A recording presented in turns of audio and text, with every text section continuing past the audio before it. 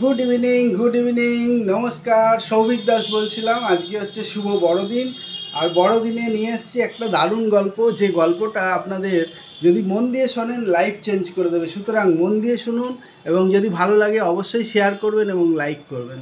Thank you. গল্পটা শুরু করছি। গল্পটা হচ্ছে একটা গুরুদেব এবং একটা শিষ্যর গল্প। তা দুজনে মিলে যাচ্ছিল গ্রামের রাস্তা দিয়ে, যেতে যেতে যেতে যেতে তাদের খিদে পেয়ে যায়, এবং খিদে পেয়ে তখন তারা ডিসিশন নেয় যে আজকে এখানেই কোথাও খাবার নিতে হবে এবং রাতের বেলা কোনো বাড়িতে থাকতে হবে।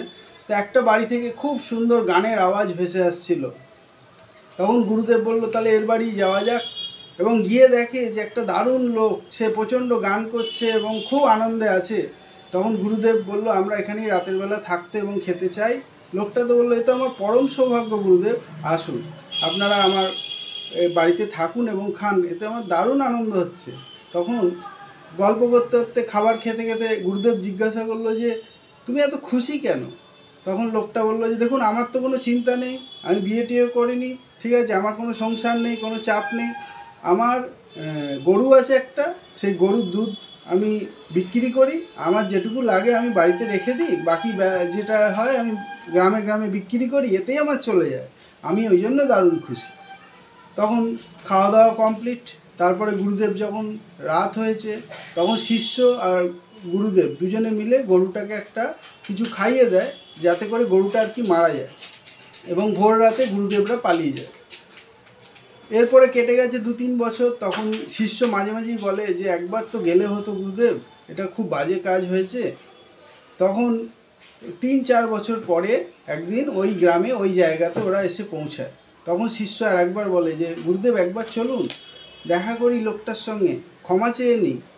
তখন খোঁজ খবর নিতে তখন বলে সবাই, গ্রামের লোক, যে ও এখন অনেক বড় লোক হয়ে গেছে, ও তো এখন 4তলা বাড়ির মালিক, ওইখানে চলে যান।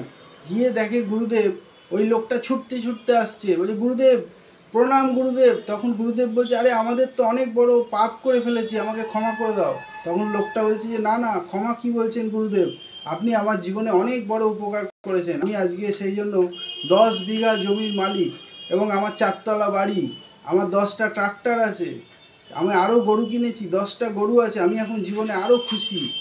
আপনি যদি আমার যে কী উপকার করেছেন গুরুদেব, আমি না বলে বোঝাতে পারবো না। তখন ওরা অবাক হয়ে যায়, বলে, আমি কী উপকার করলাম তোমার?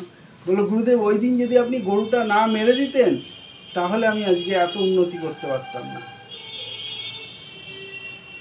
তো এই গল্পটা বেসিক যে থিম আছে সেটা হচ্ছে যে, আমাদের প্রত্যেকের লাইফে একটা গরু আছে, সেই গরুর জন্যই হয়তো আমরা উন্নতি করতে পারছি না।